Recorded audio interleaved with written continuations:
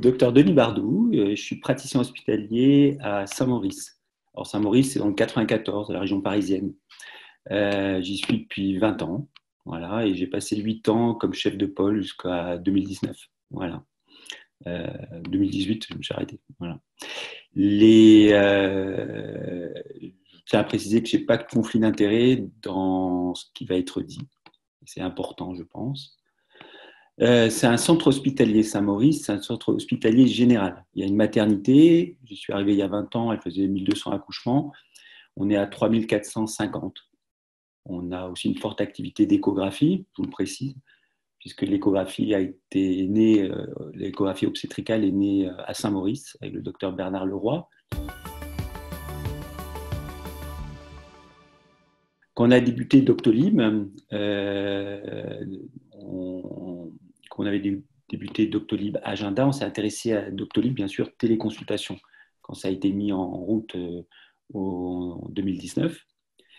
Et on a pris le train en marche en novembre 2019, voilà, pour la téléconsultation.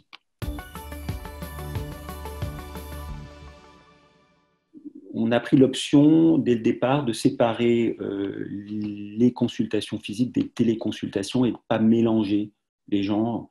Donc, les médecins ont soit l'un, soit l'autre en demi-journée, mais on ne mélange pas les deux.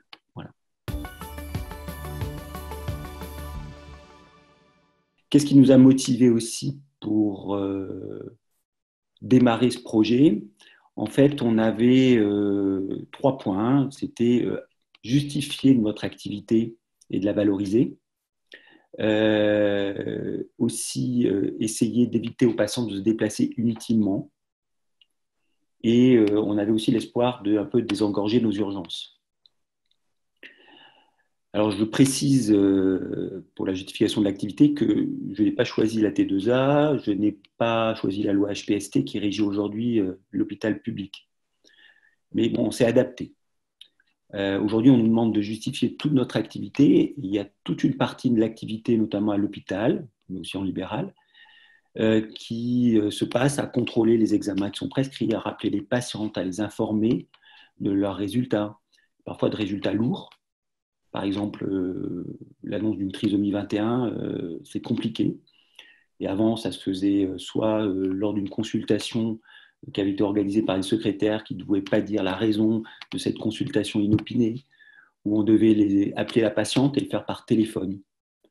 Et donc, l'annonce d'une trisomie 21, c'est compliqué par téléphone, et l'aspect de la téléconsultation donnait un aspect plus humain à l'appel audio seul. Et donc, on s'est dit, ça serait bien de passer toute cette activité de backup qu'on a en téléconsultation. Donc, récupérer les examens, quand on a besoin de contacter la patiente pour un traitement, pour le justifier, et bien, du coup, on passe la patiente en téléconsultation, on lui explique son traitement et la raison qui motive ce traitement. La téléconsultation a permis aussi de valoriser notre activité. Cette activité, elle était faite, mais elle n'était pas tracée et donc pas rémunérée à l'hôpital public. On avait aussi beaucoup de consultations où il y a des patientes qui devaient avoir une consultation, mais elles n'avaient aucune raison de se déplacer.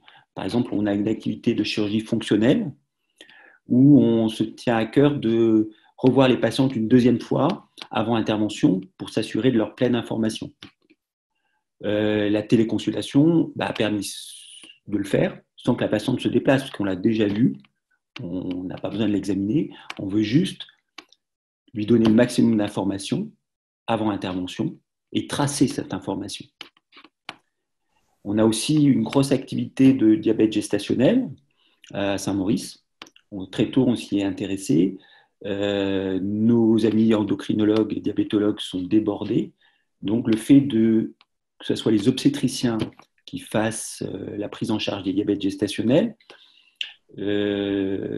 a été très tôt mis en place à Saint-Maurice. Notamment, les sages-femmes voient les patientes, les revoient avec leurs objectifs glycémiques qui sont mis sur MyDiaby, donc sur une plateforme. Elles les font venir pour voir des résultats informatisés, alors qu'il n'y a pas d'examen, et que le principe, c'est de faire de l'éducation thérapeutique. On avait bon espoir de basculer toutes ces consultations physiques en téléconsultation. Malheureusement, ça avait pris du retard. Les sages-femmes ne pouvaient pas réaliser de la téléconsultation jusqu'à la crise du Covid. Donc on est heureux que la situation soit débloquée pour elles. Et c'est quelque chose d'important. Parce que voir des examens sur un ordinateur, faire venir la patiente pour ça, ça n'a pas grand intérêt. On a aussi une consultation d'inscription, un entretien du 4e mois qui peuvent très bien être menés à distance. La patiente n'a pas besoin de venir forcément s'inscrire à la maternité et ouvrir un dossier, alors qu'il n'y a pas d'examen à ce moment-là, mais juste une ouverture de dossier médical. La téléconsultation ouvre cette possibilité. On avait beaucoup aussi espoir de désengorger nos urgences en permettant aux patients, plutôt que d'appeler, de prendre un rendez-vous de téléconsultation et expliquer leurs problèmes et de pouvoir les conseiller si elles devaient venir ou pas venir aux urgences ou d'être vues en consultation classique. Malheureusement, bien sûr, le temps médical il est disponible, il est compté et on a vraiment abandonné ce projet parce qu'on n'a pas pu le développer.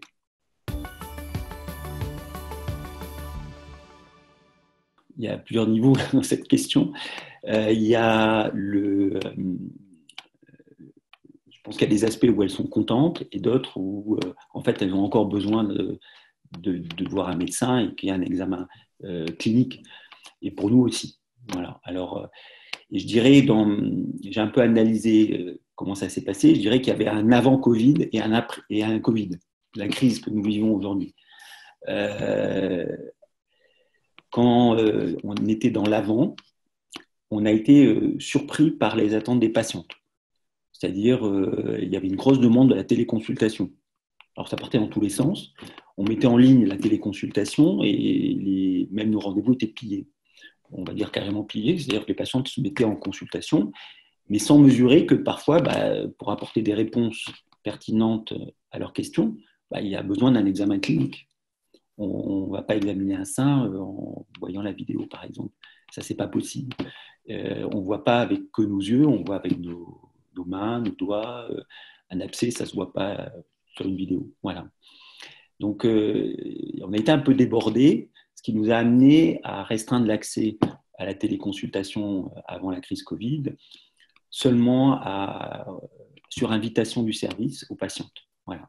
Pour les cas qu'on avait recensés, c'est-à-dire des résultats d'examen qu'il fallait traiter, expliquer le traitement, des résultats, des annonces parfois lourdes par exemple, pour une trisomie 21 ou une autre pathologie, on a des résultats et il faut annoncer. Et l'annoncer, faire venir la patiente sur un rendez-vous, comme j'ai expliqué, qui n'est pas programmé, tout d'un coup, il y a une secrétaire qui appelle, il dit le docteur Bardou veut vous voir, mais quelque part, je n'ai pas le droit de vous dire pourquoi.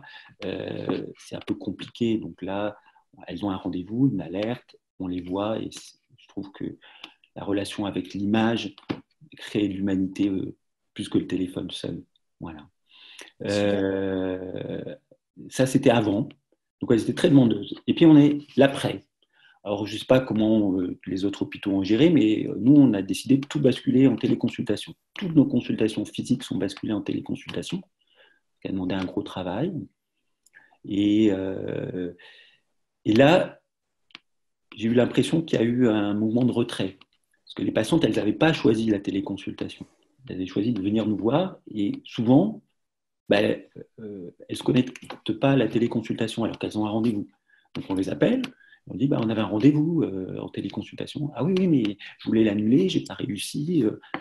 On avait l'impression qu'il y avait une différence entre avant où c'était le choix de la téléconsultation, ça plaisait, et là où c'est le médecin, les docteurs qui ont imposé la téléconsultation. Et là, il y a un phénomène un peu de retrait. Pas pour toutes les patientes, mais pour beaucoup, je dirais. Une grande quantité de patientes. Alors, nous, on a une activité de gynéco-obstétrique, donc peut-être aussi de consultation très programmée. Et il y avait ce phénomène de retrait.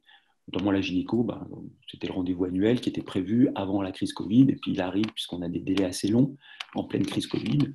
Et donc la patiente a fait son analyse toute seule, elle sait que le frottis, ça ne pourra pas être fait en téléconsultation, donc elle a elle a eu un mouvement de retrait vis-à-vis de la téléconsultation. Voilà. Donc, je ferais bien une différence entre avant, où il y avait une attente, et c'était le choix des patientes, et le pendant, où là, c'est le choix des docteurs, et il y a un petit phénomène de retrait quand même.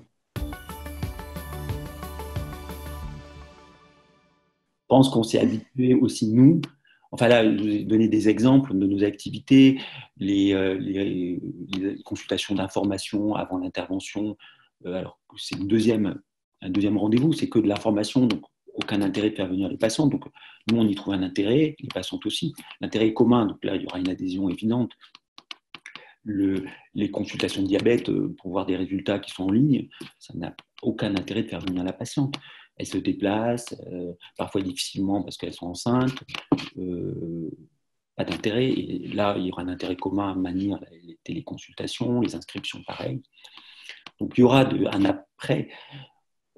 Après, il y aura un équilibre qui se créera entre notre obligation d'avoir quand même les patientes, on ne peut pas tout faire en téléconsultation. On disait qu'on a une forte activité d'écho, on continue à faire de l'échographie et ça ne se fera jamais en téléconsultation. Donc,